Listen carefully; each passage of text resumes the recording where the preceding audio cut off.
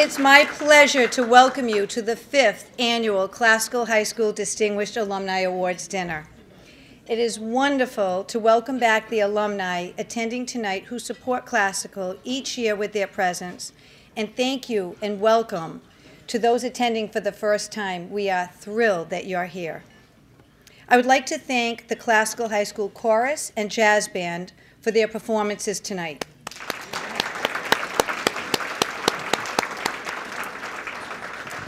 Two years ago, one of our honorees, Richard Bornstein and family, made a very generous donation specifically to impact the music program, and as a result of that donation, music returned to classical.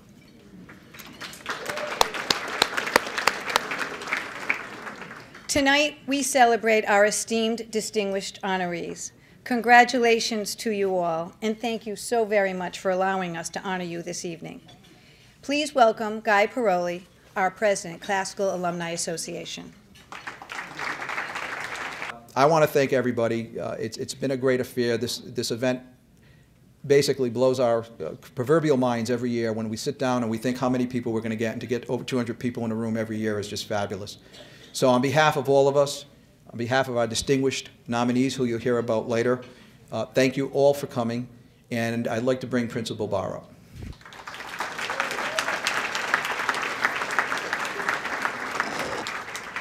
The Alumni Association is proud to present a check for $35,000 to Classical High School. Wow, thank you, Brian. Thank you, thank you, thank you, thank you, thank you. Thank you, buddy. Thank you very, very much, all of you in this room. Thank you, Guy Paroli in the Alumni Association. Truly, we have bonded since I became principal. Guy and Mary, I met right away, and I was just so impressed by the alumni and how much folks really care about our school and how much pride and class that we really have as a school. So I wanted to just make sure that I continued and grew with that relationship, and I think we've been very, very successful. Good evening, everyone. My name is Melody Imperatorachado, class of 1972, and thank you. And I have the distinct honor of presenting each honoree tonight. This year's recipients include a well-known attorney, a Pulitzer Prize-nominated columnist for the New York Times, a best-selling science writer, an environmentalist from Alaska, and a scientist from Washington, D.C. After learning about these honorees' accomplishments, it makes me very proud that I can say I went to Classical High School. Our first nominee tonight is Melvin L. Zuria. Great privilege to be with my classmates, a number of whom are here tonight. I won't single them out, but to be among not only people from the class of 46, but in the company of Bernie Bell, who was honored last year, and to be with you kids here who graduated after I did. Some great speaker once said that the hallmarks of a good speech are to have a good opening, a good closing, and very little in between. So I'll try to follow that model, because I'm as anxious as you are to hear from the real honorees who are going to be with us tonight. I will tell you that it was a great privilege to sit and talk with each of them and know that we all came from the same yellow brick building and later the red brick building on Pond Street, and went on to different things. Our next honoree is Anthony Gasparo.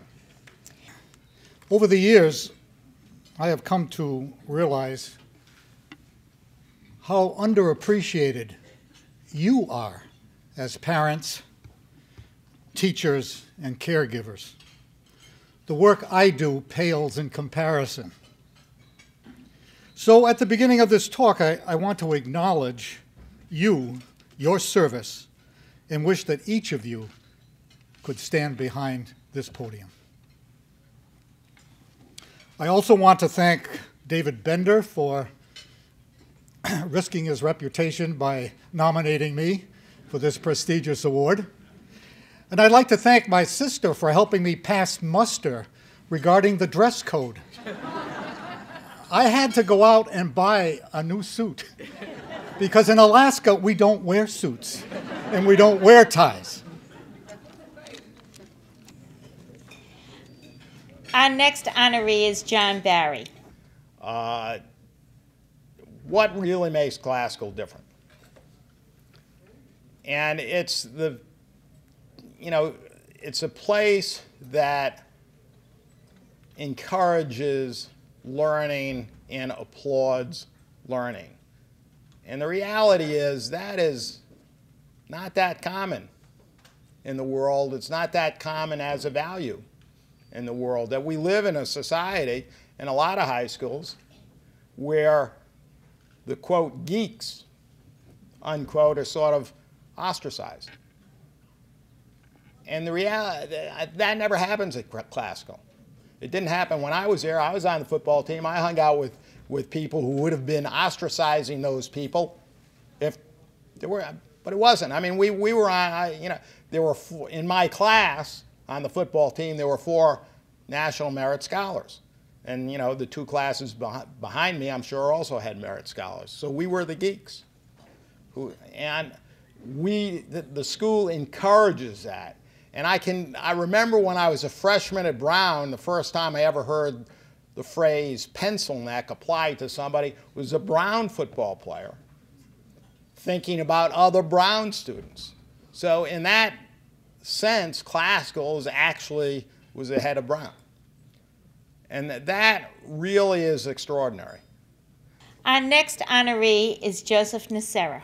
And I've thought about what it is about classical ultimately that gets in your bones, or got in my bones, and sort of helped form me as the person that I am. And I think it is a lot more than just they teach you how to write well, or they give you the discipline to write well. I think that classical wound up for me being a place that instills confidence, that instills in you an ability, a belief in yourself, a belief in your ability to perform, to succeed, and that all of this teaching, which I have forgotten, is aimed at that goal and winds up succeeding at that goal. So that when you switch mid-career at Boston University, you think, I can do this other thing.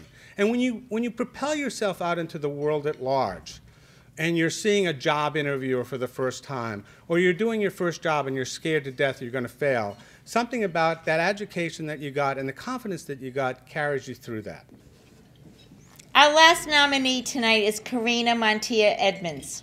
Classical really does instill this confidence in you that you can accomplish anything. And to me, it also put things in perspective, because I think it's really helped me throughout my life and my education. I was never the smartest person in class, definitely not at classical. So little so that I was doing so poorly in my advanced calculus class. And my advisor at the counselor at the time, when I told him I was thinking about majoring in engineering, he looked at me and he said, maybe you should consider another major. And as most teenagers, I guess I was pretty stubborn, and I don't even think at the time I was that interested in engineering. But just because he said, you can't do this, I was like, well, I'm going to show you. And so I went in with this attitude to URI going, I will try as hard as I can, and if I fail, I will try that much harder next time. And I think going in with that attitude really helped me. And also the preparation that I got at classical, for my classes at URI. And then I went into Caltech with that same attitude. I basically went in with the attitude, I will not leave this place unless I am physically removed. And luckily never got to that point. Once again, on behalf of the Alumni Association, to our distinguished honorees that have come from all over the world, thank you again for coming home. There is a cash bar that will be open. We're on a Saturday night for the first time, and hopefully you will stick around. And please, tell your friends about this, and hopefully next year we'll do the same thing. Thank you very much. That'll conclude our program.